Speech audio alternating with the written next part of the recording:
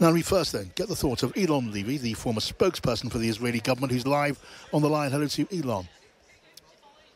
Hello, John. How are you? I'm well, Eylon. Thank you for joining us. Now, Eylon, do you anticipate that Benjamin Netanyahu is going to say, yes, let's go with this peace plan when he meets Donald Trump and speaks to the media a little bit later on? Or do you think he will not? And if he does not, tell me why you think that is. Yes, Netanyahu wants to end this war. He wants to end this war on terms that bring back all the hostages and disarms Hamas. That's what this proposal does. It's deeply problematic. But at the end of the day, it lets Israel achieve the goals of this war that Hamas foisted on it. The problem, of course, is Hamas. Whether the deal is accepted depends on whether Hamas is willing to free the hostages and disarm. Those have been Israel's terms for ending the war since Hamas launched it on October 7th. Hamas has shown absolutely no willingness to do that. It's looking at international recognition of a Palestinian state. Seems like the Labour conference right now calling that a fruit, a benefit of October 7th. But, you know, the Qataris are signaling now that they think they can get Hamas to accept the deal. And if they can do that and use the leverage on Hamas that they could have used at any point in the last 2 years, I'm hopeful the longest war in Israel's history can come to an end and we can move forward to a new future of peace in the region.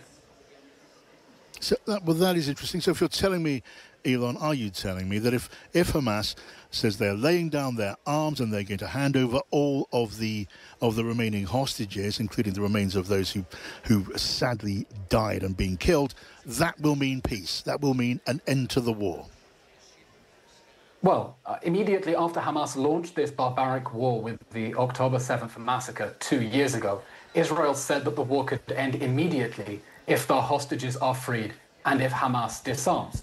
That is what this proposal does. Now, it's problematic. It's problematic, for example, because it requires Hamas to disarm itself. Go look at the implementation of that. But up front, it would give all the hostages back immediately in the first 48 hours. That would be a tremendous victory for Israel. And the deal says that if Hamas refuses to lay down its arms, then Israel will continue dismantling Hamas and handing over the territory to a transitional, international-led authority that will begin reconstruction without Hamas. So absolutely, I think this is a proposal that, there are still details that need to be ironed out, but it answers Israel's needs since the beginning of the war. Hostages home, Hamas out.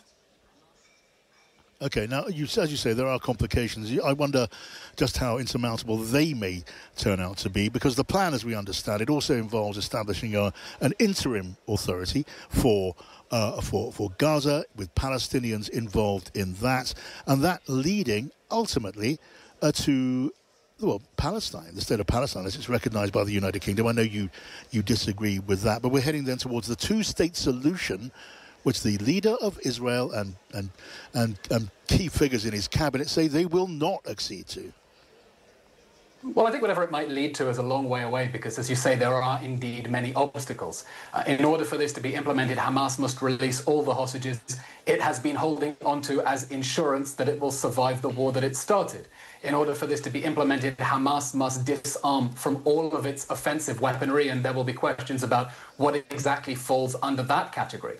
So there are very serious burdens and obstacles here. But again, the question is whether Hamas can be pressured now into ending the war that it started. Because unfortunately, a lot of the international pressure on Israel to end the war only encouraged Hamas to prolong the war because it was enjoying seeing Israel come under that pressure, getting that negative coverage. It's saying that it's worth it, that's vindicated the choice of the October 7th massacre.